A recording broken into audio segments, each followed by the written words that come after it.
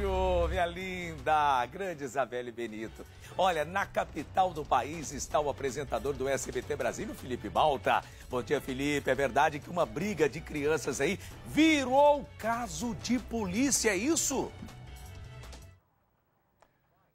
Olá, Marcão. Bom dia para você e a todos que acompanham o Primeiro Impacto. É inacreditável, mas o padrasto de um menino de 9 anos de idade, sabendo que o enteado tinha se envolvido numa briga, foi tirar satisfação na escola.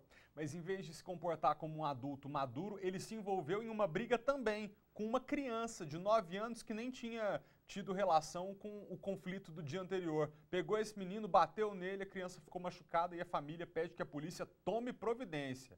Você segue com o Primeiro Impacto aí em São Paulo, em rede nacional. Aqui no DF a gente continua no SBT Brasília, primeira edição. Pessoal, bom dia para você que está ligado na programação do SBT. Agora é hora das notícias que mexem com a nossa vida. Meu nome é Felipe Malta e eu te agradeço desde já por escolher o nosso canal e o nosso jeito de fazer jornalismo responsável sem jamais perder o otimismo. Embora fique difícil em alguns momentos, né? E a gente vai direto agora falar com o Michael Leão. Esse caso que eu estava comentando agora com o Marcão em rede nacional, a gente trata aqui na nossa edição. Mais um caso de violência nas escolas. Dessa vez foi o padrasto de um aluno que entrou na escola classe 12 em Sobradinho e agrediu outro aluno, um menino de apenas 9 anos de idade. Dá para acreditar numa coisa dessas? O repórter Maicon Leão vai contar os detalhes dessa história pra gente. Maicon, é com você, boa tarde. A gente sabe que nada justifica uma agressão como essa. Mas tem motivação, pelo menos? Teve uma razão para esse homem entrar na escola tão enfurecido? Inacreditável, né, Malta? Boa tarde para você, para todo mundo ligado no SBT Brasília. A justificativa do injustificável é o seguinte: no dia anterior teria acontecido uma discussão entre o enteado dele e um coleguinha de classe. Eles estavam na sala de aula, provavelmente na troca de professores, ali na troca de turno, e aí aquelas brincadeiras de criança, de um chamar o outro de cabeção, esse enteado teria chamado esse outro menino de cabeção e ele acabou revidando com um soco. Eles resolveram ali aquela discussão, a direção tomou situação dessa confusão, era no finalzinho da aula, já na saída, não deu tempo de trazer os meninos para a diretoria, para apurar tudo direitinho, e teria ficado para o dia seguinte a direção tomar uma providência sobre esse fato. Só que no dia seguinte veio a mãe e o padrasto desse menino aqui para a escola para tentar entender o que estava acontecendo. Segundo a diretora, estava tudo tranquilo nessa conversa, a mãe chegou, sentou, conversava direitinho com a diretor, esse padrasto já mais fechado, sentado na cadeira ali ao lado, de poucas palavras, apenas encarava com a cara fechada. E aí, durante essa conversa, acabou que tocou o sinal do recreio. E aí começou a sair os meninos para o pátio e tudo. Nesse momento, esse padrasto teria se dirigido até o pátio e percebeu que o enteado dele estava saindo da sala meio que correndo com um coleguinha ali próximo. E ele teria achado que esse coleguinha estaria brigando com o filho dele, e com o enteado dele, na verdade, foi lá tirar essa satisfação.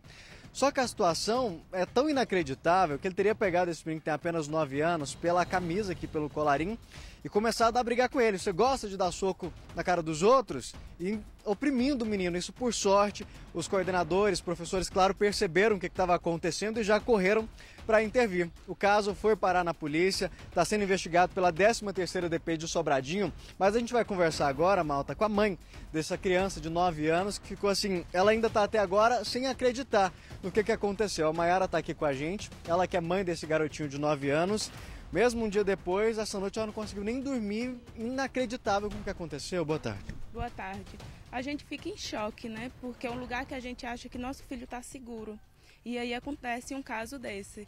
Ainda mais com esse cidadão, com o histórico que ele tem dentro de uma escola, você imagina o que ele poderia ter feito mais grave ainda com meu filho. A gente fica sem acreditar, fica em choque mesmo. Quando a direção ligou para a senhora e falou, olha, o filho da senhora foi vítima de uma violência, o que a senhora imaginou que poderia ter acontecido?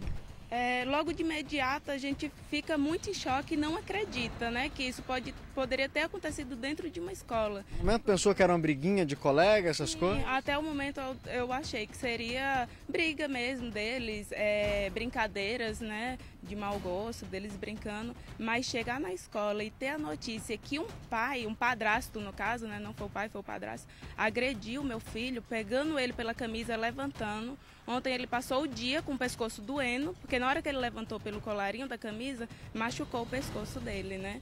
E aí ele levantou e falou com ele: você acha legal dar soco na cara dos outros? Achando que o meu filho que tinha brigado com o enteado dele no dia anterior.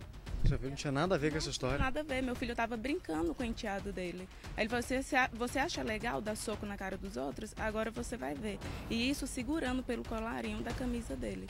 Aí foi quando o pessoal da coordenação viu, foi lá, né, pediu para ele largar o meu filho, chamou o batalhão da polícia veio, ele foi preso, a gente foi para a delegacia e estamos esperando que alguma coisa seja feita, né? Esperando a justiça.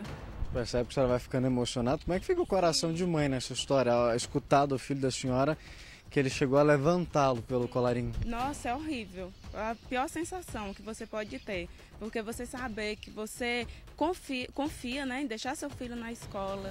Quando até é uma confusão de crianças mesmo, da mesma idade, mas um pai levando essa violência tão grande para dentro da sala de aula é horrível. Malta, a mãezinha estava falando aqui sobre a questão do histórico, porque é o seguinte, daqui do colégio, eles foram para a 13ª DP, levados pelo batalhão escolar, eles passaram na casa desse enteado do batalhão e conduziu ele até a delegacia, e lá eles descobriram que esse padrasto estava em prisão domiciliar, cumprindo pena por tráfico de drogas. Agora ele deve responder também por agressão e por ameaça. Só porque esse padrasto ele não chegou a ficar preso, ele inclusive saiu da delegacia primeiro que a mãe e a diretora, o que deixou vocês ainda mais revoltados com essa situação. É porque o delegado de plantão, ele chegou a conversar com a gente, ele deixou o cidadão, se é que a gente pode chamar de cidadão, né, preso. E aí o segundo delegado, que teve a troca de plantão, liberou ele. Parou, ouviu ele, né, o que ele tinha para falar, mas não escutou a gente. Inclusive ele foi liberado primeiro que a gente. E no final, que a gente viu que ele estava saindo, que estava ficando por isso mesmo, foi que a gente foi tentar falar com o delegado e querer saber o que tinha acontecido. Que ele ouviu o padrasto da criança e não ouviu a gente, não chamou a gente para conversar. E vocês querem que ele responda por essa agressão? Sim, a gente quer que ele responda, ele agrediu, né? Não pode ficar assim impune. Malta, outra preocupação que a mãezinha tinha, até mesmo o próprio aluno, é como é que ia ficar essa convivência entre eles depois. Mas agora há pouco ela acabou de ser informada que esse outro aluno foi transferido aqui da escola. A gente também entrou em contato com a Secretaria de Educação, que enviou para a gente a seguinte nota, que as equipes pedagógicas de orientação educacional da escola vão acompanhar o caso com o apoio do Conselho Tutelar para dar suporte aos alunos envolvidos por se tratarem de menores e os procedimentos vão correr em sigilo. Ou seja, pelo menos essa questão de não correr o risco do padrasto acabar encontrando a mãe na hora da saída, porque fica uma situação chata, eles inclusive ficam com medo de que essa situação possa piorar depois. Pelo menos essa parte, essa postura, você já tem um alívio agora, né, mãezinha? Sim, pelo menos a gente vai poder trazer meu filho, né, mais tranquilo para a escola, ele não vai ter que ficar se deparando com esse padrasto aqui, né, vindo deixar o enteado dele, e pelo menos isso, a gente está mais tranquilo também. O trauma, como é que ficou? Ele não gosta muito de falar, né, do assunto, mas ele sempre fica falando: mãe, eu tive o pior dia da minha vida na escola, porque meu pescoço ficou doendo muito. Ou seja, a escola que era um lugar para ele ter tranquilidade, para ele aprender, ele acaba apanhando. Malta, o pior de tudo é a idade, igual você falou, é um adulto, é um homem de 38 anos, querer tirar satisfação, querer brigar com uma criança de 9. É tentar justificar o injustificável, não tem jeito, não dá para aceitar uma situação como essa. Como a gente disse, o caso segue sendo investigado pela 13ª DP e a escola aqui também tem tomado providências como essa da transferência desse outro aluno, até para evitar o contato, para evitar que essa mãe precise sofrer, precise ficar preocupando e que o aluno possa voltar tranquilo, né, Malta? Que bom que esse menino foi transferido, assim, eu lamento pelas crianças, né, que não tem nada a ver com a história. O filho desse agressor e o filho da Maiara eram até amiguinhos, nunca tinham brigado, né, porque foi por erro, inclusive. O homem, para piorar a situação, foi tirar satisfação com um menino que não tinha a ver com a briga. O Michael, o delegado que está acompanhando esse caso, que é o Hudson Maldonado, comentou que também vai investigar se os funcionários da escola não foram muito coniventes, se deixaram de agir em algum momento para preservar essa criança. Você tem algo nesse sentido da mãe? Ela sabe se professores e funcionários tentaram impedir ou fizeram alguma coisa no momento que viram aquele menino sendo erguido pelo colarinho da camiseta por esse homem de 38 anos?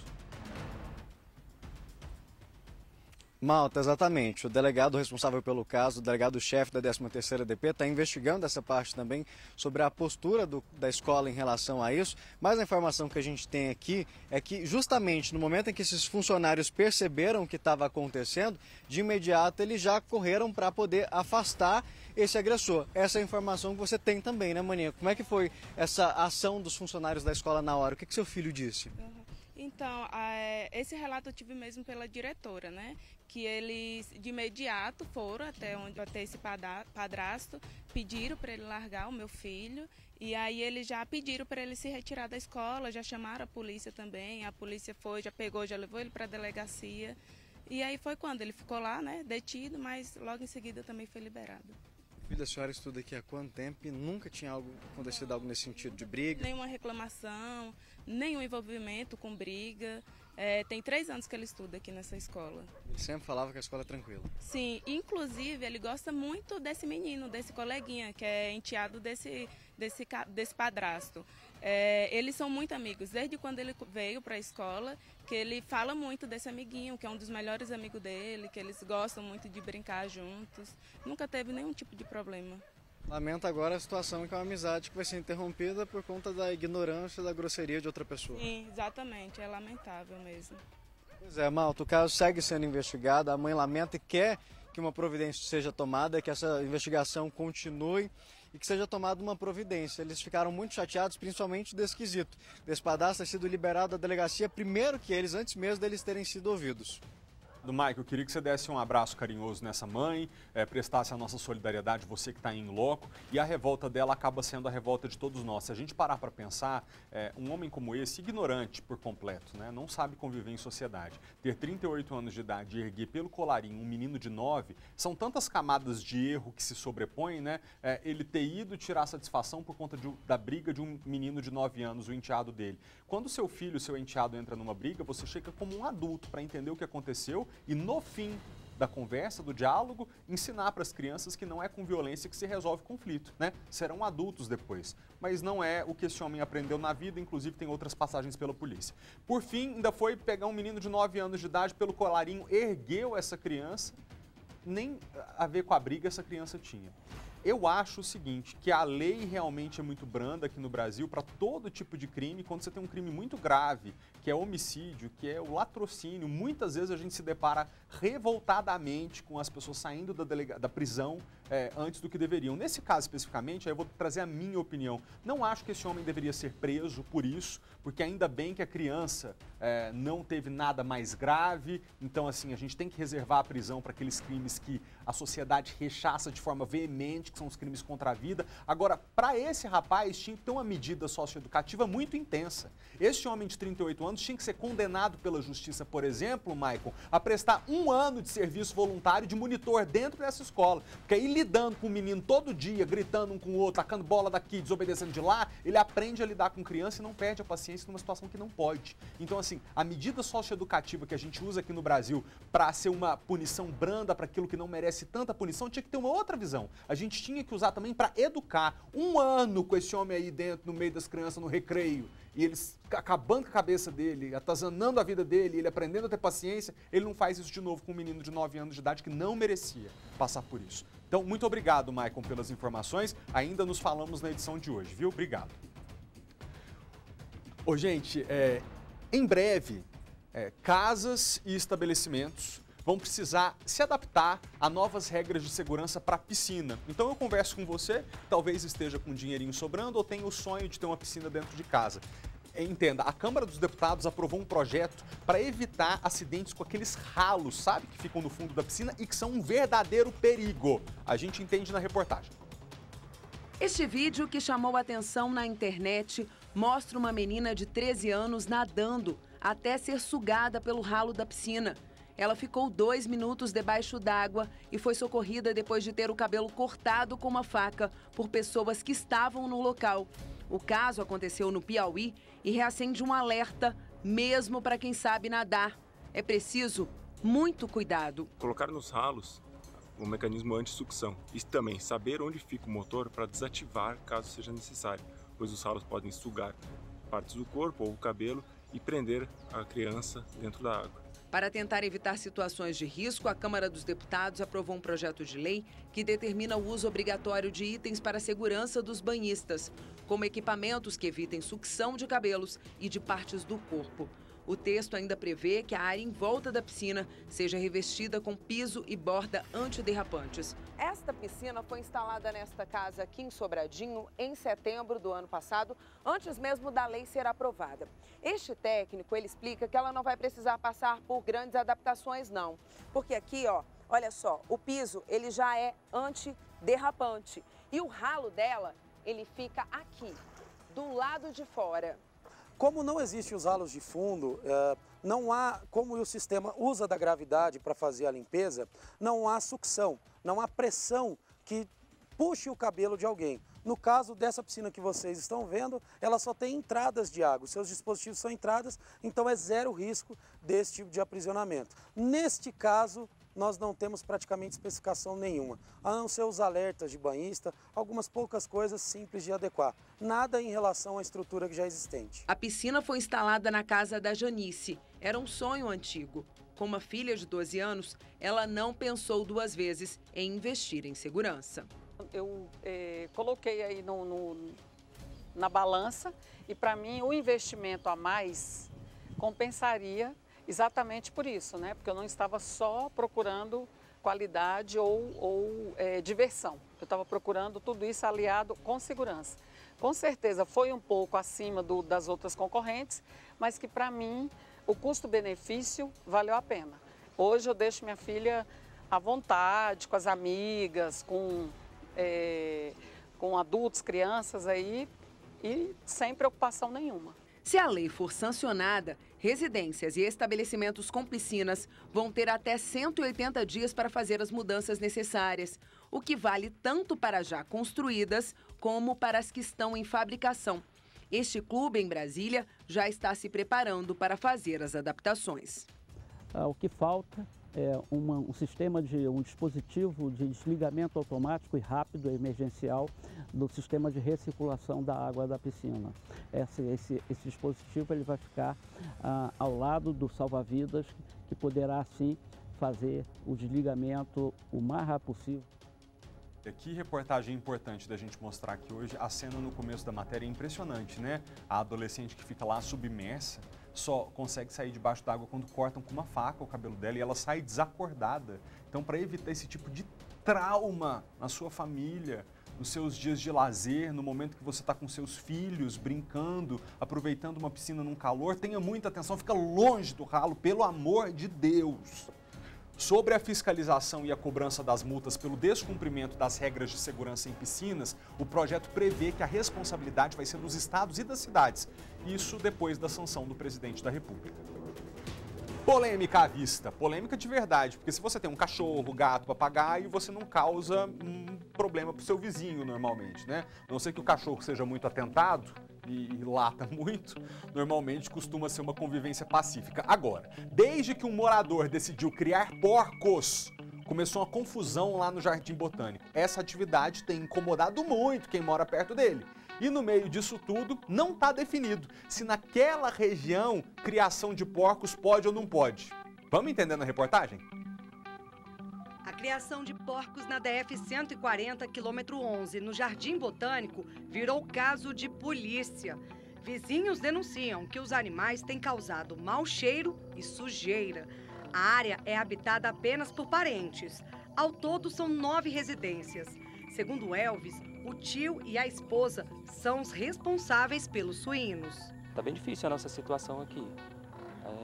É o mau cheiro vindo dos porcos e da comida que vem de um restaurante, o resto de comida, que eles guardam aqui. Então tá bem difícil pra gente. O morador diz que a situação está insuportável. Além do fedor, eles precisam lidar com uma grande quantidade de insetos. Porque a gente não pode fazer uma refeição que junta muita mosca. Então tem que comer correndo, tem que tampar as panelas assim muito rápido, porque acumula muita mosca na cozinha.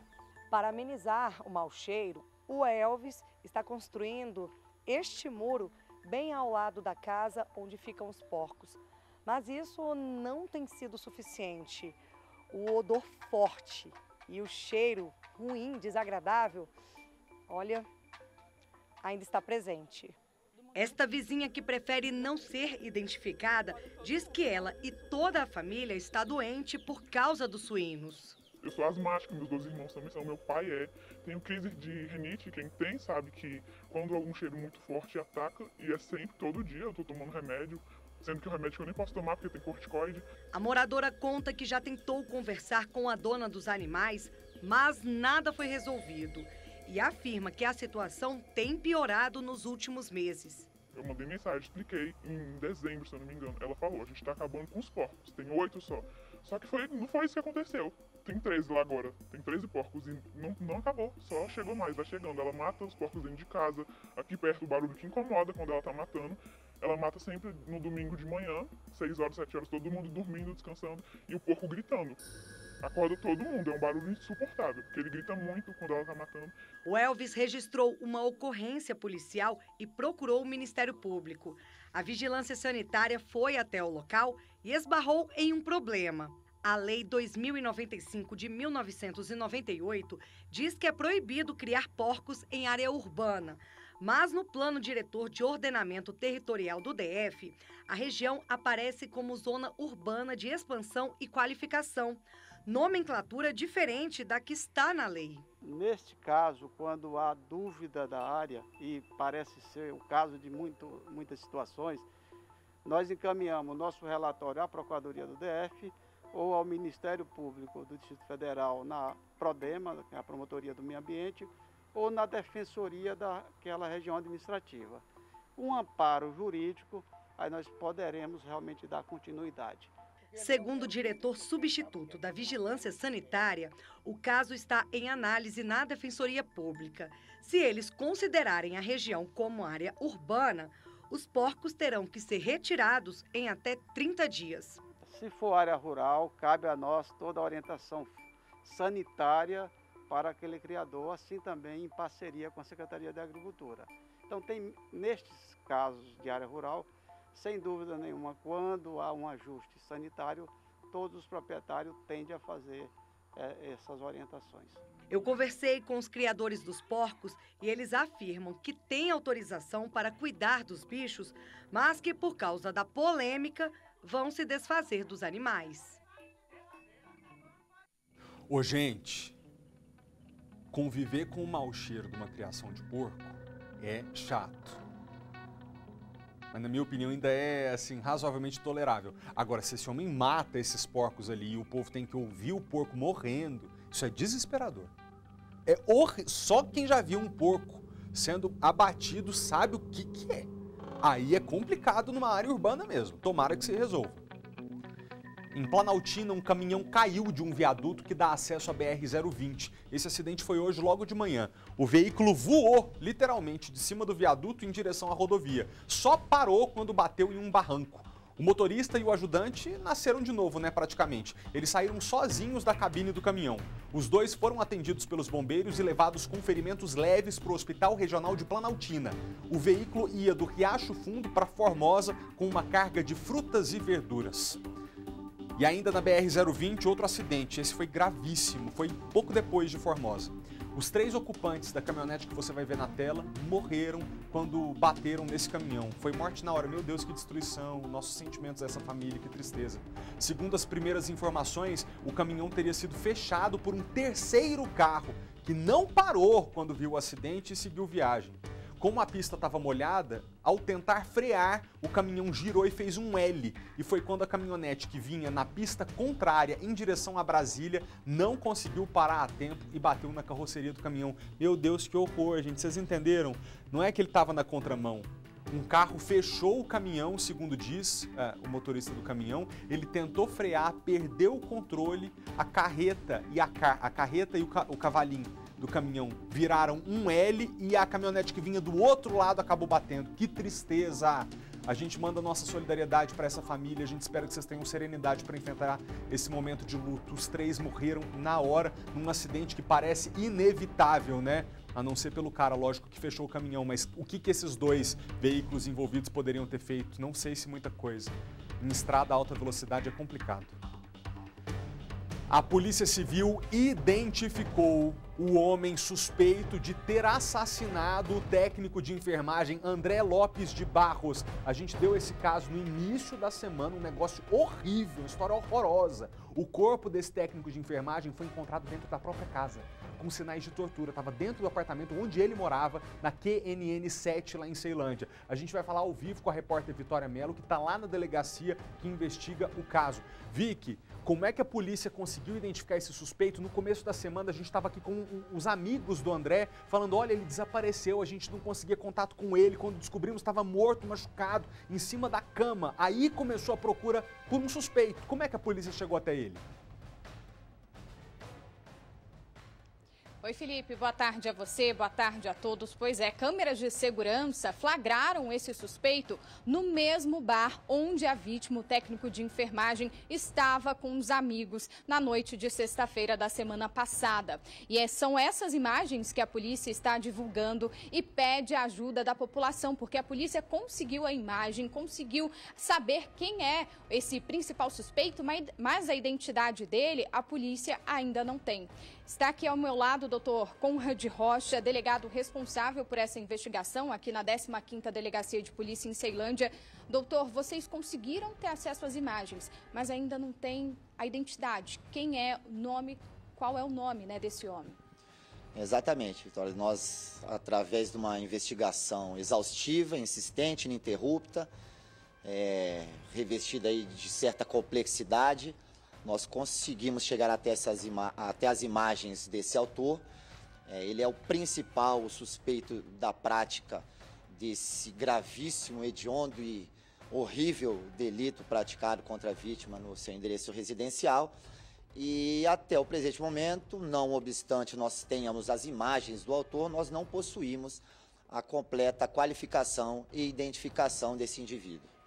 Ele é o principal suspeito porque até câmeras da própria Secretaria de Segurança flagraram ali os dois no mesmo ambiente, por isso ele se tornou o principal suspeito?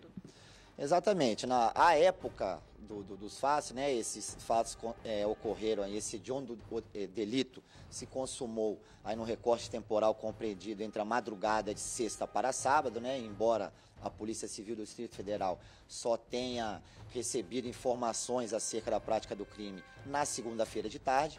Então, a partir do momento que tomamos conhecimento, foram desencadeadas diligências imediatas, foram adotadas providências investigativas incessantes que redundaram na autoria desse delito. Nós fizemos uma minuciosa análise do percurso e do trajeto que a vítima fez no dia dos fatos. Nós conseguimos vincular a presença desse autor nas imediações. Foi possível denotar ali que houve uma espécie de seleção dela. Ele se aproximou, se apresentou a ela. Eles iniciaram ali uma relação esporádica e ocasional, sem combinação prévia. Isso está completamente descartado.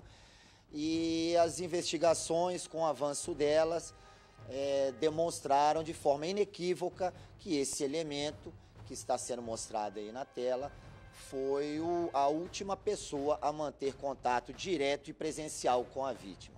Então, a suspeita é que eles tenham saído do bar juntos? Exatamente, eles saíram do bar juntos, percorreram um determinado trajeto e após o lapso temporal aí mencionado, foi constatada a morte da vítima em condições de extrema crueldade. Doutor, só um minutinho que o Felipe Malta quer fazer uma pergunta do estúdio. Pode falar, Felipe. Vicky, eu queria deixar claro aqui para as pessoas em casa o que está acontecendo, porque a gente precisa prestar esse serviço público aqui agora. As imagens que você continua vendo na tela foram divulgadas pela própria polícia, que está em busca desse homem de camiseta rosa, que é a pessoa, segundo as investigações, a última que teve contato com o André, esse técnico de enfermagem muito jovem, 20 anos de idade, que foi encontrado morto dentro do próprio apartamento. Isso foi lá na QNN 7, em Ceilândia. No começo da semana a gente esteve com esse caso. A comunidade está assustadíssima, porque ninguém imaginou que algo assim poderia acontecer. Atenção, telespectador, não é um assalto na rua, não é um latrocínio, não é uma pessoa vítima de criminoso que chega armado no meio da noite, te pega na rua para roubar seu celular e ir embora. Não. É um menino de 20 anos de idade que saiu de uma festa sozinho e dias depois foi encontrado pelos amigos amarrado, machucado, com sinais de tortura dentro do próprio apartamento, em cima da cama. Atenção, entre a cama e os outros cômodos do apartamento, o suspeito de ter cometido o crime colocou inclusive pó de café, possivelmente para disfarçar o cheiro do corpo que viria a estar em estado de decomposição. Então é um crime gravíssimo, gravíssimo. E a polícia pede ajuda para identificar. Acham que este é o suspeito porque ele foi a última pessoa que esteve com o André em vida.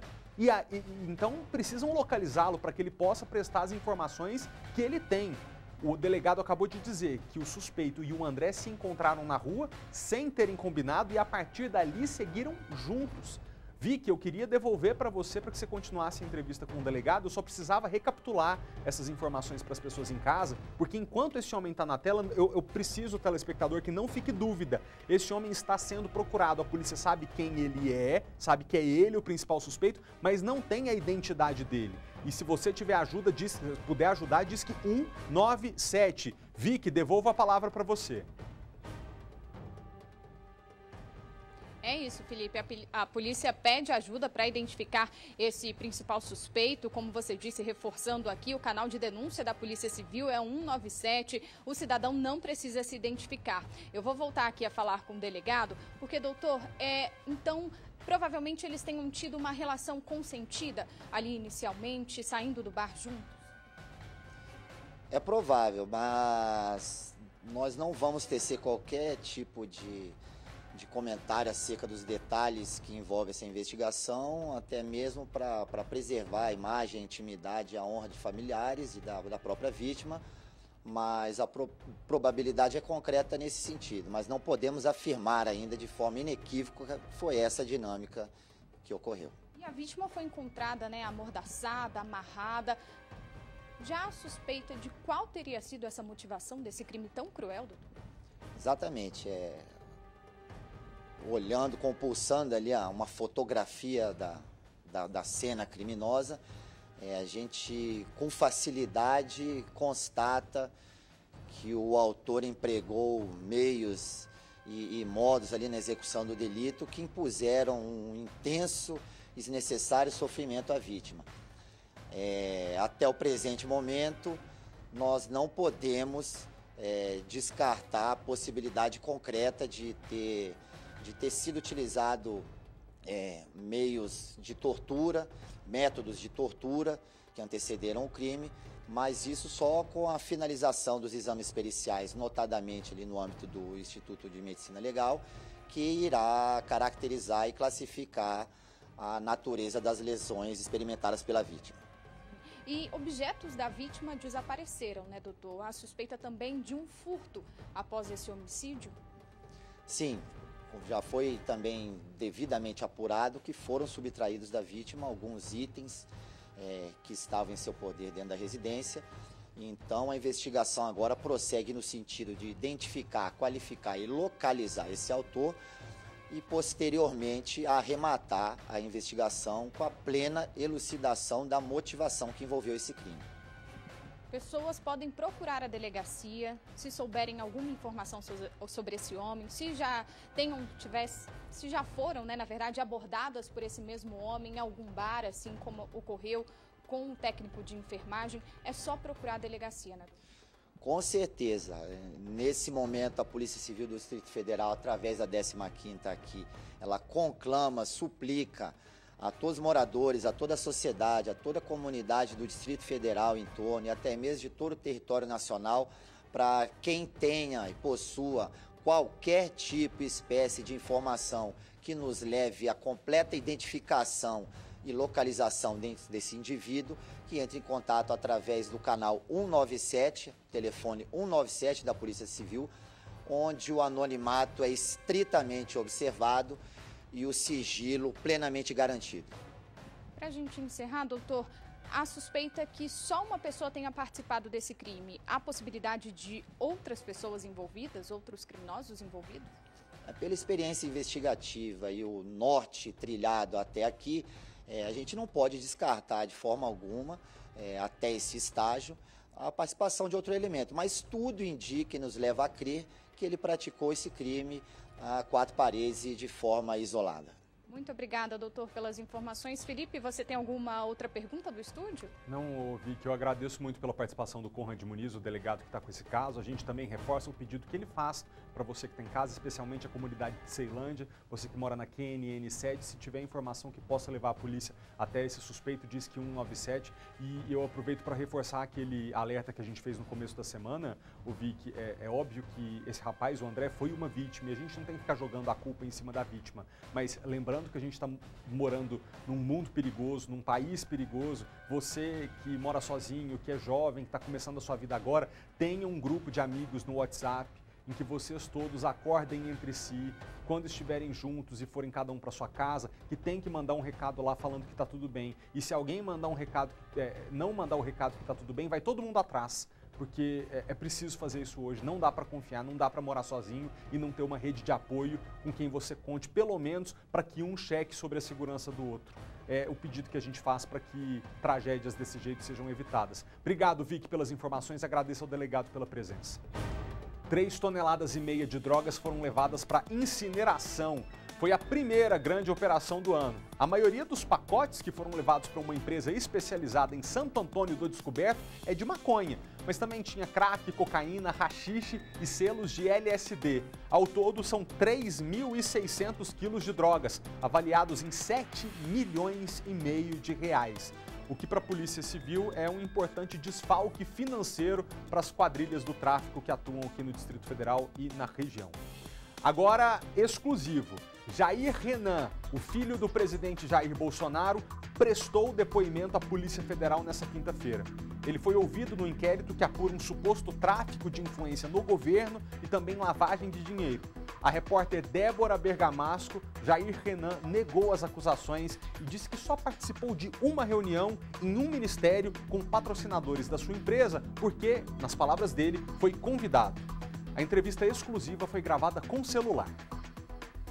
A Polícia Federal apura se Jair Renan Bolsonaro usou prestígio pessoal no governo federal para marcar uma reunião entre o ministro do Desenvolvimento Regional, Rogério Marinho, e empresários que queriam apresentar um projeto de construção de casas. Segundo representação do deputado Ivan Valente, do PSOL, parte desses empreendedores teria garantido vantagens pessoais, como o patrocínio à empresa de eventos de Jair Renan, lançada em 2020, em um camarote no estádio Mané Garrincha, em Brasília. Um dos empresários também teria dado um carro elétrico ao filho do presidente, no valor de R$90 mil. Acompanhado do advogado Frederico Assef, Renan negou as suspeitas. Fake news, nunca ganhei esse carro. Jair Renan disse que quem usava o carro era seu ex-personal e amigo Alain Lucena e disse não saber a origem do veículo. Não sei, não sou o marido dele para saber as coisas. O filho do presidente Jair Bolsonaro também diz que não marcou a reunião com o ministro Rogério Marinho. Eu não marquei nenhuma reunião com o governo. Eu nunca pedi nada ao governo, direto ou indiretamente. Não faço parte do governo federal. Não, mas assim, há registros de que o senhor participou, fotos, registros de que o senhor participou dessa reunião. Mas eu nunca pedi para ir na reunião nem nada. Eu fui convidado. Por quê? Assim, com qual objetivo o senhor foi convidado? Eu não sei, só me convidaram. E você foi por quê? Eu fui porque eu conhecia o pessoal lá. Entrei mudo e saí calado. O senhor não imaginou que o sobrenome Bolsonaro pudesse, de alguma maneira, influenciar a visão que o ministro poderia ter daqueles convidados, daqueles empresários, como o senhor sendo ali um cartão de visitas, digamos assim? Não passou nada na minha cabeça, não. Entre os participantes da reunião estava John Tomazini, dono de uma empresa de granito e mármore que queria emplacar um projeto no governo. O assunto que foi tratado foi uma proposta de projeto habitacional e é esse empresário que participou, poderia ficar aí multimilionário, ele é uma pessoa que ajudou, que patrocinou o seu camarote. Tem prova disso? Você tem prova disso, que ele patrocinou meu camarote? Ele patrocinou o seu camarote? Não patrocinou o camarote. Ele não deu dinheiro pro seu camarote? Não deu dinheiro. Ele te ajudou de alguma maneira? Não me ajudou em nada. Ele não te deu 2 peças de pedra? Só pra exibir o produto dele. Ah, então foi... Com permuta. O filho do presidente diz que é vítima de fake news. Eu tô revoltado com isso tudo que tá acontecendo. Por quê? Eu nunca recebi nenhum carro e nenhum dinheiro. Nunca fiz lavagem de dinheiro. Isso tudo é matéria jornalística com fake news. Que estão tentando me incriminar uma coisa que eu não fiz. E eu queria dizer para meus meio milhão de seguidores que estão me apoiando hoje que eu não fiz isso. A investigação contra Jair Renan Bolsonaro foi aberta em março do ano passado pela Polícia Federal. A PF tentou ouvir o filho do presidente em dezembro, mas ele não compareceu, alegando sintomas gripais. O 4º filho do presidente é fruto do relacionamento com Ana Cristina Vale. A entrevista completa com o filho do presidente Jair Bolsonaro, Jair Renan, está no site sbtnews.com.br, que é a sua fonte segura de informação. Lá no site, além destes trechos que você acabou de ver na reportagem, você vai ter o diálogo completo que foi feito com exclusividade pela repórter Débora Bergamasco. Aqui do meu lado, ó, de cá, tem o QR Code que fica sempre aqui na tela para você acessar o sbtnews.com.br. Falando na Débora, é com ela que a gente conversa agora. Vamos direto para São Paulo, falar com a repórter Débora Bergamasco. Débora, a gente estava vendo seu VT aqui agorinha sobre o Jair Renan, mas vou falar com você agora de um outro assunto. É que a Débora acompanhou na manhã de hoje um evento em que participaram o ex-presidente Luiz Inácio Lula da Silva e o ex-governador de São Paulo, Geraldo Alckmin. Parece que o Geraldo Alckmin foi agora indicado pelo PSB para concorrer como vice-presidente na chapa de Lula. Quem diria? Antigos adversários agora juntos do mesmo lado. Débora, é com você. Boa tarde, obrigado pela presença aqui no jornal. Coisa, né? Daí a gente fica pensando, poxa, tem gente que termina amizade com parente, com amigo, cria briga por causa de política e depois eles estão ali juntos, né? Mas faz parte da política. A justificativa, Felipe, para dizer por que antes adversários e agora aliados é o seguinte: olha, nós somos, apesar de termos sido adversários anteriormente, agora a gente está unidos, né? Estamos unidos por um bem maior, pela democracia, né? Por essa situação, tipo assim, vamos nos juntar para enfrentar um inimigo em comum, que é o governo Bolsonaro. Então, assim, na política sempre tem saída para tudo, sempre tem justificativa. Não estou aqui fazendo juízo de valor, se é errado, se é certo, mas essa justificativa, eles estão confortáveis. E o que falta realmente para deixar os militantes também confortáveis, né? Especialmente, eu estou aqui em São Paulo, num hotel, onde aconteceu agora um encontro em que o PSB,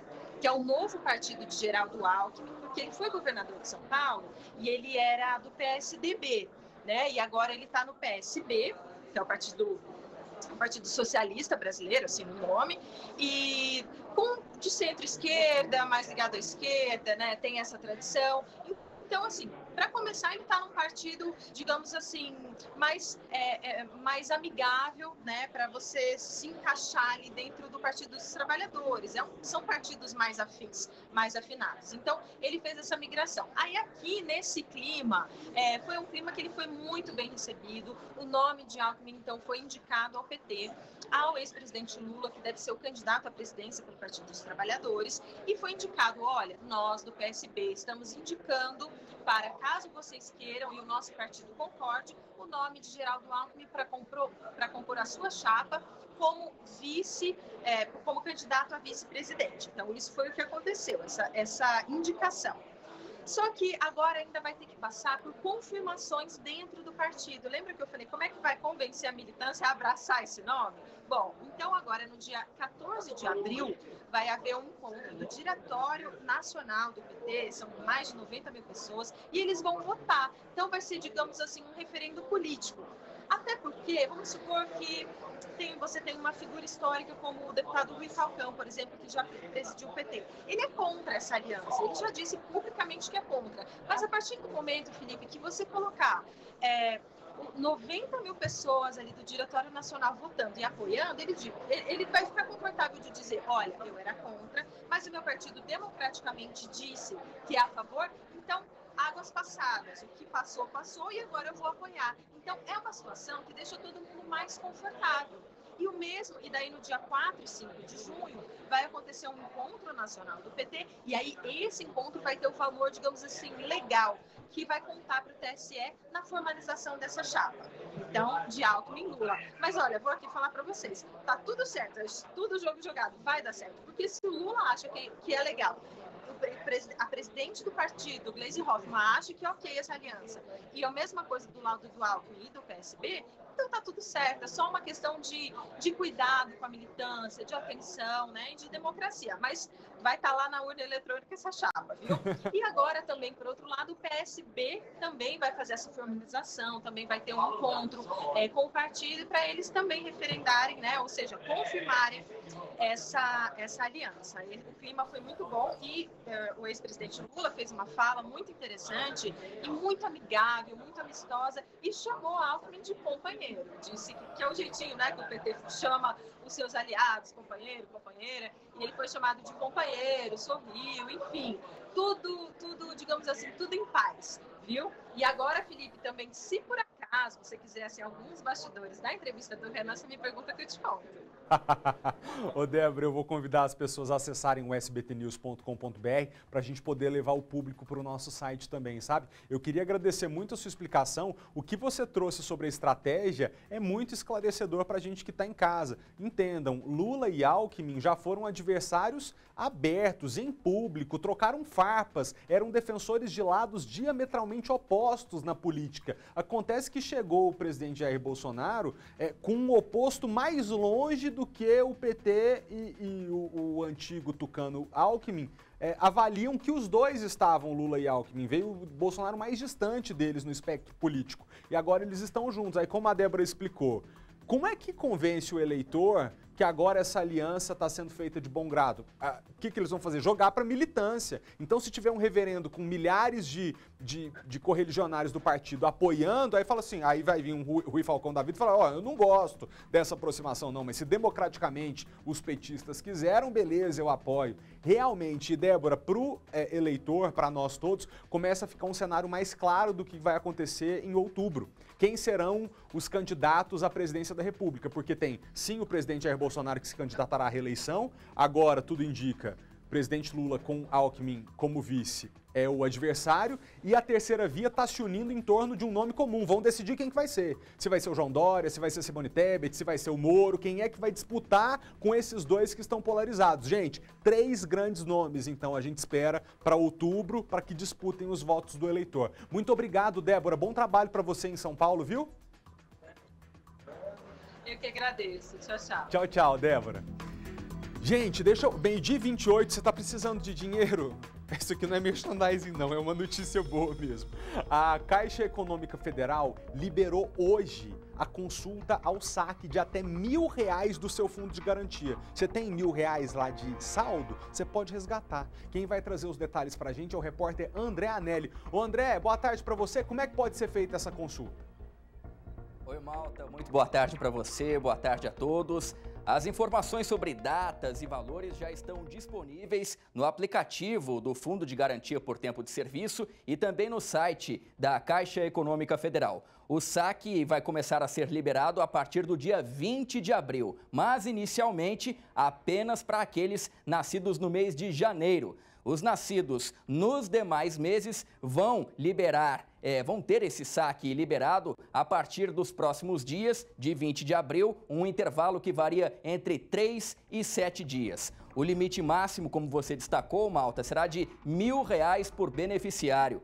A expectativa do governo federal é que sejam injetados 30 bilhões de reais na economia, beneficiando diretamente 42 milhões de brasileiros. Esses valores vão ser depositados em uma conta poupança criada pela própria Caixa Econômica. E quem não tiver interesse em receber esses valores precisa se manifestar por meio do aplicativo do Fundo de Garantia por Tempo de Serviço, o FGTS.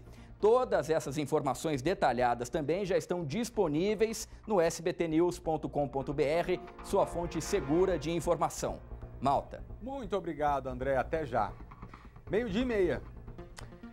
Mãe e filha do DF, que eram consideradas desaparecidas há quase 20 dias, foram encontradas na tarde de ontem. A gente vai ao vivo falar com o repórter Maicon Leão, que vai trazer essa história pra gente, mas é importante que você em casa já saiba que elas não estavam desaparecidas, elas estavam escondidas. Maicon, boa tarde pra você. Onde é que essa mãe e essa filha estavam? Parece que elas tinham fugido, não é isso? Exatamente, viu, Malta? Boa tarde para você, para quem está chegando agora no SBT Brasília. Apesar de todo mundo achar que elas estavam desaparecidas, que o caso estava sendo investigado pela polícia como um desaparecimento dessa mulher de 31 anos e da filha de 12, na verdade, segundo essa mãe que fugiu com a filha, elas tinham saído de casa justamente por conta das agressões que ela vinha sofrendo do companheiro. Para quem está em casa entender, as duas saíram de casa em Ceilândia no dia 20 de março, ou seja, dia 20 do mês passado, sem dar notícia simplesmente para ninguém. Elas teriam ido se esconder na casa de alguns amigos. Foi justamente a mãe dessa mulher que procurou a polícia para denunciar o caso, falando: olha, minha filha desapareceu, não dá notícias mais, eu não sei o que acontece. Na época, o companheiro teria dito que o relacionamento deles estava em crise, que a mulher andava agindo meio estranha e que não sabia o que poderia ter acontecido.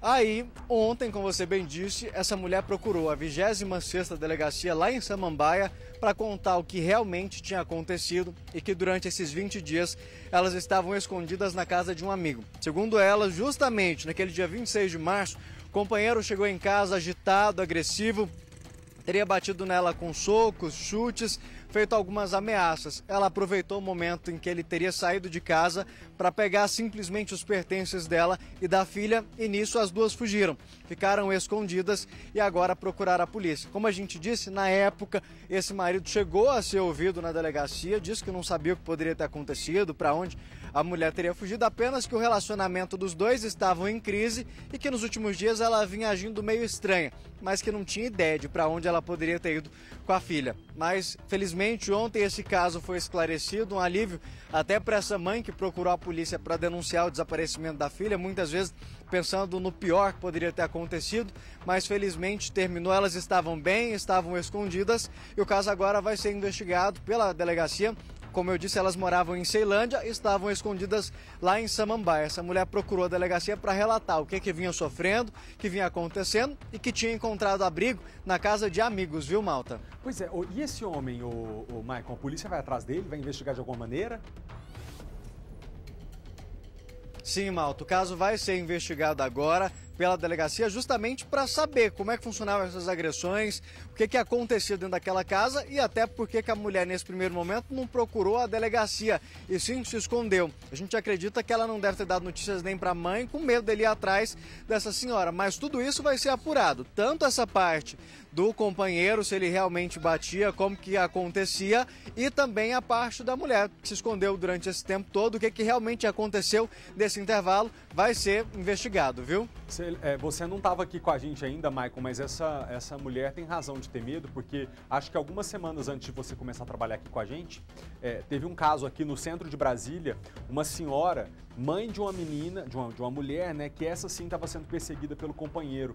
O companheiro não conseguia achar a companheira, foi atrás da mãe, entrou no mesmo ônibus que a mãe lá em São Sebastião, perseguiu essa mãe até o centro de Brasília, foi ali no setor de indústrias gráficas ou no CIA, não me lembro exatamente, mas matou a mulher num facão que arrancou até a mão dela. Então essa filha até fez certo para proteger a própria mãe, porque como ela estava sendo perseguida, ela falou assim: não vou deixar nem minha mãe saber onde é que eu tô, porque aí ela vai dizer pro meu ex-companheiro, olha, eu também não sei, também tô procurando.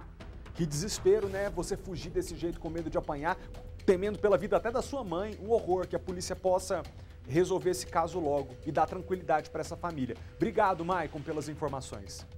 Deixa eu falar com vocês de saúde agora rapidinho.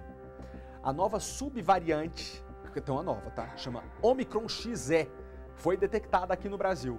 O caso é de um homem de 39 anos de idade, morador lá de São Paulo. E essa confirmação veio por sequenciamento genético realizado lá no Butantan. Segundo especialistas, a variante não deve oferecer riscos para uma nova onda de Covid-19 aqui no país, graças a Deus. Mas é importante a gente reforçar que as vacinas protegem contra os casos graves da doença. Estamos vendo os números da pandemia em queda acentuada, e isso é graças à imunização coletiva. Você protegendo a sua saúde, você protege a minha. Quando eu vou e tomo a minha vacina, eu protejo você. E como comunidade, sociedade, nós temos que fazer isso. Essa época do ano é ideal para a reprodução do mosquito Aedes aegypti. Então, se a pandemia de Covid-19 passou, saiba que a epidemia de dengue nunca nos larga, viu? É o Aedes aegypti que transmite dengue, zika, chikungunya. Semana passada, a Secretaria de Saúde registrou um aumento de quase 400% nos casos de dengue nos 3 primeiros meses desse ano em relação ao mesmo período de 2021. Mas agora, o Ministério da Saúde vem com um número ainda mais preocupante. Os 3 primeiros meses de 2022 já tem mais casos de dengue no Distrito Federal do que o ano passado inteiro. Janeiro, fevereiro e março de 2022. Junta todos os números, mais do que 2021 todinho. Foram 15.850 notificações prováveis de dengue entre 2 de janeiro e 26 de março desse ano. Até o início de abril foi registrada uma morte aqui no Distrito Federal. Dengue mata. O boletim do Ministério aponta que no Centro-Oeste há a maior incidência de doença por cada 100 mil habitantes. Tem água parada no seu quintal? Não deixa isso acontecer, não. É esse alerta que a gente faz para você checar se tem água parada em casa. Fazer isso nunca é demais. O mosquito se prolifera nos lugares mais improváveis, que você nem acha. Mas tampinha de garrafa jogada no quintal, na casinha de brinquedo que fica lá ao ar livre, esquecida, aí tem água lá, em planta, até o vaso sanitário de um banheiro que você deixa lá no fundo da sua casa sem usar muito tempo, fica com a tampa fechada. Deixa com a tampa fechada, que pode ser um foco de dengue, viu? Todo mundo cuidando e avisando a vigilância sanitária para acabar com o mosquito é o que a gente tem que fazer, né? O número é 160 e nesse período lembrar de passar repelente, tá? Porque aí você não pega aquele incômodo do mosquito te picar e não pega dengue também. Agora o noticiário do Congresso Nacional que está pegando fogo. Sabe aqueles 2 pastores evangélicos que nesse momento são suspeitos de ter pedido propina para liberar a verba do Ministério da Educação para a Prefeitura? Os 2 não compareceram na audiência sobre essas denúncias lá no Senado. Agora, o presidente do Fundo Nacional de Desenvolvimento da Educação, que é ligado ao MEC, de onde sai o dinheiro, disse que os religiosos participavam sim das reuniões com os prefeitos para, nas palavras dele, fazer oração. Marcelo Lopes da Ponte foi convidado depois que prefeitos de 3 cidades confirmaram pedidos de propina pelos pastores ligados ao ex-ministro da Educação, Milton Ribeiro. O FNDE é uma autarquia vinculada ao MEC, responsável pela transferência de recursos federais aos estados e municípios. O presidente do fundo admitiu que os religiosos participaram de várias reuniões com prefeitos no ministério. Às vezes fazia alguma fala, alguma oração, né? O papel deles, então, era sempre levar uma oração antes do evento e depois. Era o que eles geralmente faziam. Ponte contou que participou de pelo menos 4 agendas no MEC, ao lado dos pastores Arilton Moura e Gilmar dos Santos, e defendeu o ex-ministro da Educação. Acredito que não ocorreu nada terceiros demais, usaram o nome dele, o meu, eventualmente, para se gabaritar ou para fazer lobby sem a nossa autorização. Questionado a respeito do sobrepreço na licitação para a compra de ônibus escolares, processo que foi suspenso pelo Tribunal de Contas da União, disse que as providências foram tomadas 1 mês antes da divulgação pela imprensa. Mas não deixou claro porque somente nesta semana o governo reduziu o valor total da licitação de 2 bilhões e 45 milhões para 1,5 bilhão de reais. Os pastores Arilton Moura e Gilmar Santos também foram convidados para participar da audiência, mas comunicaram ao Senado que não iriam comparecer porque já estão esclarecendo os fatos na Justiça. Na semana passada, os 2 foram ouvidos pela Polícia Federal em um inquérito aberto pelo Supremo Tribunal Federal. Enquanto isso, os senadores defendem a criação de uma CPI para investigar o caso. O requerimento para a abertura da CPI já tem 26 das 27 assinaturas necessárias. Os fatos são tão extraordinários que mesmo no ano de eleição, eu acho que poderia se justificar uma CPI se os fatos não forem esclarecidos.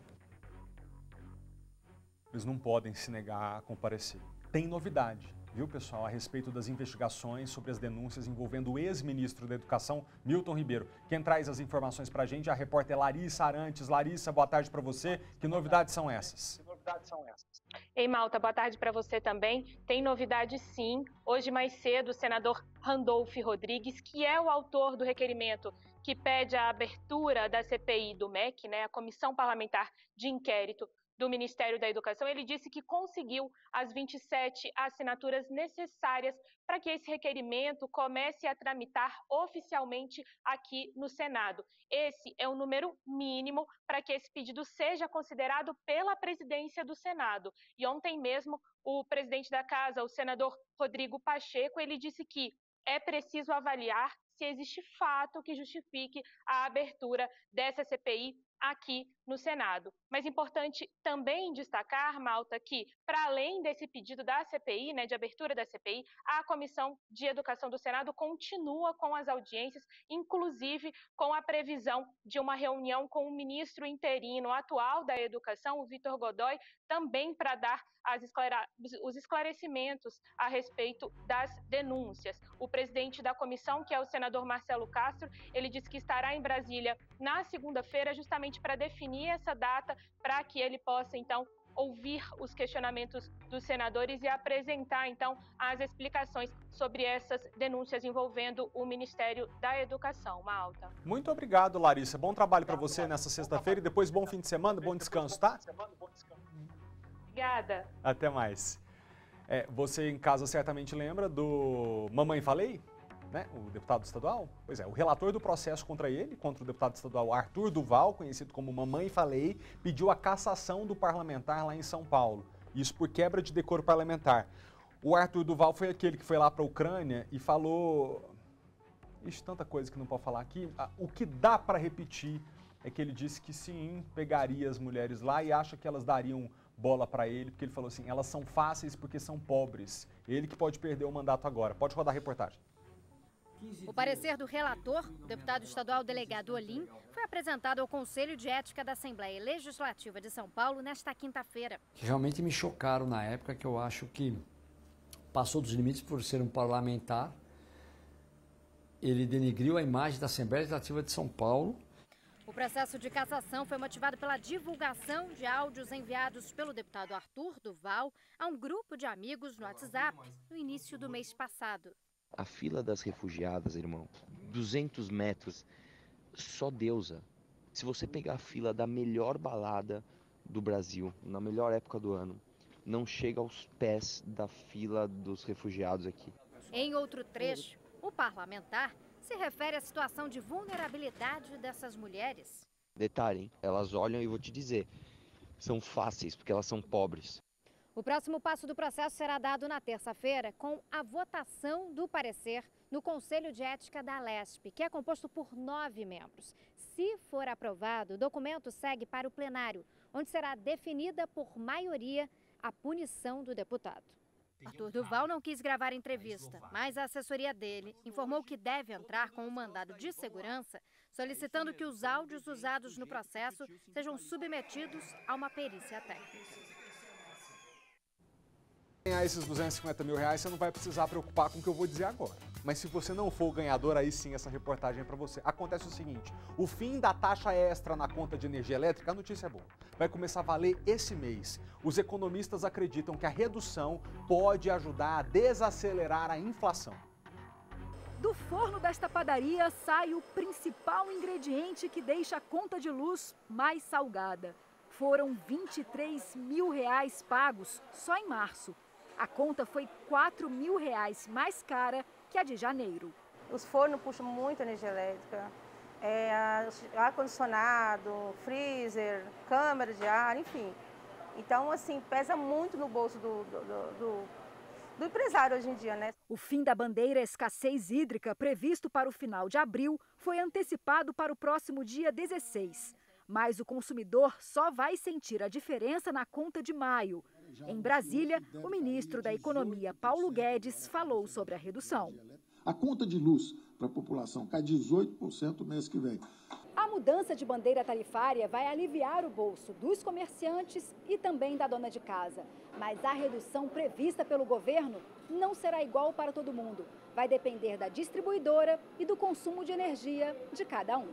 É o que explica este economista da Fundação Getúlio Vargas. A gente vai verificar que as contas, em geral, vão ficar mais baratas. Aqueles consumidores que consomem muito vão ter, proporcionalmente, uma redução menor. Aqueles que consomem pouco, uma redução muito maior. Uma das razões para o fim da cobrança da tarifa extra foi o aumento do nível dos reservatórios nas hidrelétricas. Os do Centro-Oeste e Sudeste, os mais atingidos pela crise hídrica no ano passado, operam com 64% da capacidade. Mas, segundo a gerente de uma consultoria do setor elétrico, o fôlego no orçamento pode durar pouco. A gente está entrando num período seco, né? Então, a previsão é que lá para julho você tenha a bandeira amarela, mas não está sendo previsto uma crise hídrica nos modos que aconteceram no ano passado. Pelo menos, por enquanto, a previsão dos especialistas é que a redução ajude a desacelerar a inflação já em maio. E tem muita gente contando os dias. Chegar o mês que vem, eu pegar minha conta e olhar e falar, caramba, vou conseguir pagar com fôlego, que bacana, que legal, né? É isso que eu quero. Todos nós, né, amiga? Deixa eu falar sério aqui agora. Imagina um especialista da polícia dizer que reconheceu o seu rosto na cena de um crime, mas você sabe, você tem certeza que nunca esteve lá. Pois é, os peritos do Instituto de Criminalística da Polícia Civil do Distrito Federal pediram demissão em massa dos cargos de chefia. Eles são contra a decisão da direção da polícia de manter a técnica de reconhecimento facial com a turma dos papiloscopistas. Antigamente, fazer laudo de reconhecimento facial era função do perito criminal. Mas uma decisão de 2019 da direção da polícia deixou esse trabalho com os papiloscopistas. O resultado, segundo os peritos, é que os peritos denunciam? Que erros foram cometidos desde que as mudanças foram feitas. É um assunto sério, porque teve caso de gente considerada suspeita sem nem ter cometido crime nenhum. Quem está com a gente agora no estúdio é Carlos Fernandes, da Associação dos Peritos Criminais. Carlos, a palavra está contigo. O que os peritos demandam? Boa tarde para você. Boa tarde, Malta. Tudo bem? A nossa preocupação nesse momento é quanto à forma como isso tudo aconteceu. A perda da atribuição é só a gota d'água de um processo que já vem se arrastando desde 2019. O que aconteceu agora, nessa semana, foi que o diretor-geral da Polícia Civil, com uma canetada, ele decidiu que uma atribuição que é historicamente dos peritos criminais, desde a década de 90, passou a ser de outra categoria. O problema é que, com isso, ele tem um poder nas mãos que pode enfraquecer completamente toda a perícia criminal do Distrito Federal. É um fato que seria semelhante a alguém ter o poder de, numa canetada, resolver que um juiz, por exemplo, não pode mais julgar um caso. O que aconteceu agora, para fazer esse entendimento viger, o diretor-geral da Polícia Civil passou por cima de um decreto vigente do governador do Distrito Federal e no processo, isso está registrado, que sequer o governador pode socorrer agora a perícia criminal do Distrito Federal. Esse entendimento é muito perigoso para nós, porque a perícia precisa de isenção para trabalhar, precisa de autonomia para ser isenta. Nós trabalhamos com ciência, nosso compromisso é com a ciência. Esse entendimento de que nós trabalhamos para legitimar as hipóteses da investigação policial, ele é muito perigoso para a sociedade. Na prática, deixa eu te fazer uma pergunta. O que você está defendendo aqui com a gente hoje no jornal é que o perito tem mais capacidade técnica de fazer esse reconhecimento facial e que o papiloscopista não? Não, Felipe, a questão aqui não é exatamente essa. Essa é só a gota d'água de um problema. Isso foi um fato concreto que aconteceu por último, mas a questão é, sem um motivo em concreto, sem uma justificativa fundada, o diretor da polícia transferiu uma atribuição e isso nos coloca numa posição de muita delicadeza. Nós perdemos uma atribuição, não importaria, no meu entendimento, isso é uma visão pessoal minha, pode ser que alguns colegas discordem, para quem foi. O problema é o poder que está nas mãos do diretor-geral da Polícia Civil hoje de, com uma decisão, enfraquecer toda uma categoria que é fundamental para que a justiça seja feita. Gentileza, porque num dos casos de reconhecimento facial, ele levou a polícia até o Piauí, que prendeu José Domingos Leitão, um pedreiro comprovadamente inocente. Os policiais o trouxeram de avião para Brasília, ele ficou por 3 dias detido aqui. E ele conta como é que foi esse momento. Pode rodar. Chegaram mais 5 horas da manhã, chutando as portas, e batendo com muita força, e chutando, e batendo. Aí perguntaram o meu nome, aí eu falei que era José, e eles perguntaram meu nome todo. Aí eu agarrei e falei meu nome, que era José Domingos Leitão. Aí a delegada já disse assim, é você mesmo quem estão procurando, e você sabe o que você fez. Aí eu fui perguntar o que foi que eu fiz. Não, você sabe, só você sabe, e eu mandando eu calar a boca. Passou na minha cabeça que eles iam me levar preso, eu inocente, sem saber o que eu tinha feito, sem poder me defender. Que eles não me falavam o que eu tinha feito, porque sem poder me defender, iam me levar, ou eu ia ficar preso pro resto da vida, ou eles iam me matar no caminho. Difícil, hein? Em nota, a Associação dos Papiloscopistas disse que é falsa a afirmação de que eles não podem fazer a identificação por reconhecimento facial. Mostra que isso está previsto na legislação e eles reafirmam o compromisso com a sociedade na busca pela verdade dos fatos e pela justiça. A gente também pediu nota para a Polícia Civil, mas até agora não recebemos resposta. O espaço fica aberto aqui para que eles possam se pronunciar. Carlos, eu te agradeço pela presença e por ter participado aqui com a gente defendendo a sua categoria. Te deixo aqui com a palavra para você finalizar a sua participação. Obrigado, Felipe. Esse caso aí que você demonstrou é um caso gravíssimo e é só mais uma consequência que pode resultar desse enfraquecimento da perícia criminal do Distrito Federal. Boa tarde para vocês. Muito obrigado, até a próxima. Voltaremos nesse assunto em breve para tratar ele ainda com mais tempo, porque merece. Isso agora, para a gente retomar o caso do técnico de enfermagem que foi assassinado brutalmente dentro do apartamento em que morava em Ceilândia. A Vitória Mello, que já participou conosco trazendo as informações com o delegado Conrad Muniz, agora está aqui de volta com a gente, com amigos do André. Ouvi que os familiares e amigos dele continuam tentando entender o motivo desse crime tão cruel, não é isso? É isso, Felipe. Nós estamos aqui em frente ao prédio onde o técnico de enfermagem André Lopes morava. O Daniel Borges está mostrando para vocês. Foi naquela janela, naquele apartamento onde tem um lençol vermelho pendurado, onde o crime ocorreu. Aqui na QNN 7 de Ceilândia Norte, os moradores estão assustados e também revoltados. Nós estamos aqui com Tom Souza, que é amigo do André, era amigo do André e que foi o primeiro a encontrar o corpo do André ali no apartamento, né, Tom? Vocês já retiraram as coisas dele do local? Como que está sendo esse momento pós esse crime cruel, Tom? Na verdade, não tiramos tudo. A gente entrou com o pessoal do prédio mesmo, a dona do prédio, inclusive a chave está com ela. Deixamos algumas coisas até porque, tipo, muita coisa dele vai para o Piauí. A gente vai estar mandando para lá, tudinho, para a mãe dele. Até a gente resolver essa questão toda de funeral, como vai ficar tudinho. Ainda tem coisas dele aqui, mas a gente já limpou o local, que estava muito cheio de sangue, estava muito sujo. E foi isso. Então, tipo, é um crime que eu acho que para chegar para ver, até hoje não sai da cabeça, dormir não se consegue, comer também não, até porque, tipo, ele era uma pessoa super tranquila.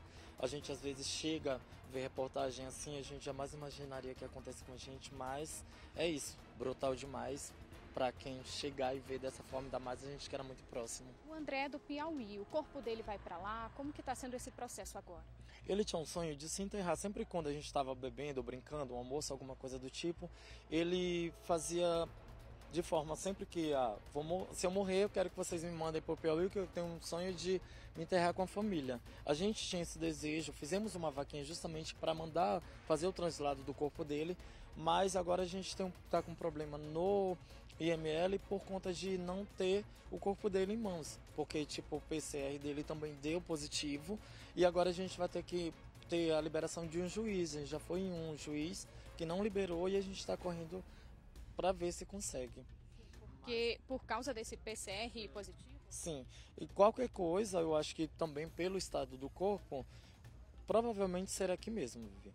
A gente vai ter que fazer isso aqui mesmo. A gente está já entrando em contato com a mãe dele para poder trazer ele, porque ela só vai poder ver ele no IML, porque depois que ele sair de lá ela não consegue mais, até porque ele vai estar numa urna de zinco e lacrada.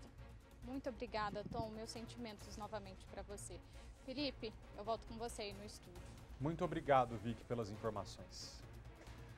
A gente vê agora um gesto de muito amor de enfermeiras do Hospital Regional de Taguatinga. As mulheres que realizam o sonho de serem mães saem de lá com um presente a mais. Além do filho, elas ganham também uma lembrança única, o registro do elo por 9 meses que uniu mãe e filho. O nascimento da Alice se tornou ainda mais especial para a mamãe. Logo depois do parto, Ana recebeu o desenho da placenta carimbado em uma folha. Eu cheguei aqui para ser internada, eu vi uma menina que tinham feito, né? E aí eu quis. E aí eu pedi, né? E aí a enfermeira Fernanda fez para mim, para poder guardar aí a lembrança do nascimento da Alice. A arte é feita pela equipe do Centro Obstétrico do Hospital Regional de Taguatinga. Graças ao trabalho das enfermeiras obstetras, uma simples folha de papel se transforma em um registro único.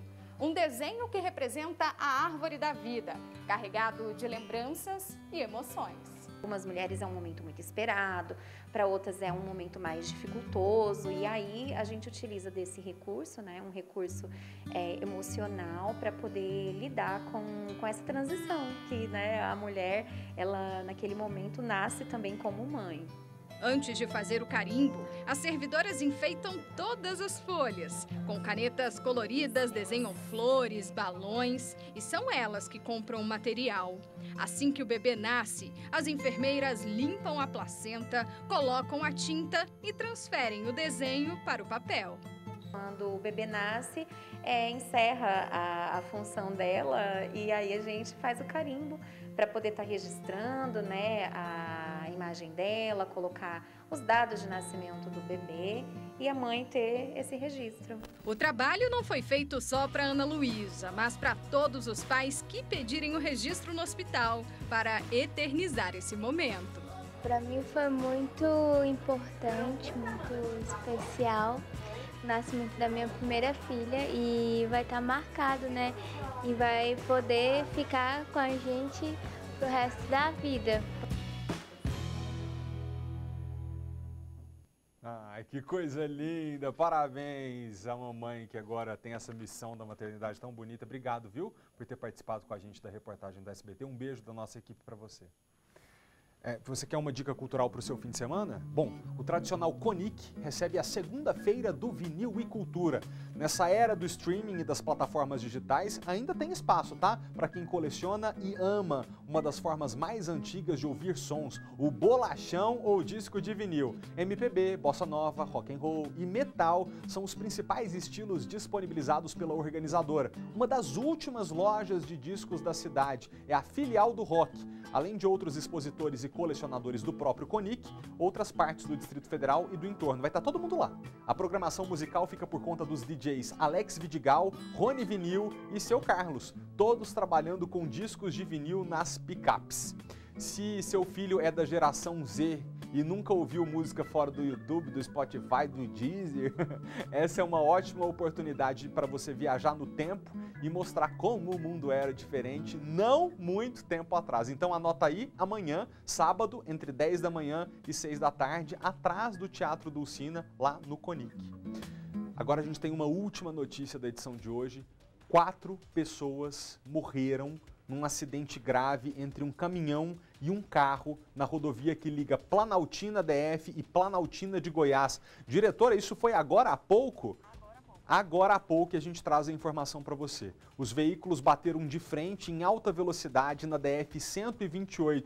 Essa via aí que liga Planaltina DF e Planaltina de Goiás não é duplicada, né? É uma mão vai, outra volta. O acidente foi por volta de 10 da manhã. No carro tinha um homem, uma mulher e 2 crianças. Meu Deus, uma família inteira. Eles morreram na hora. O motorista do caminhão tem 40 anos e saiu apenas com algumas escoriações do acidente, nem precisou ser transportado para o hospital. As 2 faixas ficaram fechadas por cerca de 1 hora, foram interditadas, né? E só foram liberadas depois que foi realizada a perícia. 6 viaturas e 25 bombeiros foram para essa ocorrência. Nossa solidariedade aos familiares que perdem uma família inteira, que deve ser muito amada e querida e que vão ter que enfrentar esse luto no fim de semana. Que Deus dê força para vocês, viu? Deixa eu falar da programação do SBT. Hoje é dia de você dar risada com o filme Um Tira Acima da Média na tela de sucessos. Qual que é a história? O jovem policial Tracy, há anos na patrulha de bicicleta, enfim, tem uma autorização para uma nova missão: infiltrar-se como estudante num colégio particular da elite. Já pensou? Lá ele vai ter a difícil missão de descobrir a ligação do local com uma quadrilha de ladrões de carros de luxo. Você não pode perder, viu? Um Tira Acima da Média. Hoje, 11h15 da noite, na tela de sucessos, depois do programa do Ratinho. Ó, obrigado pela companhia. Amanhã a gente se vê meio-dia em ponto no nosso almoço juntos. É sábado. E agora, continua aqui no SBT. Vem esporte. É o SBT Esportes Brasília. Até amanhã. Tchau.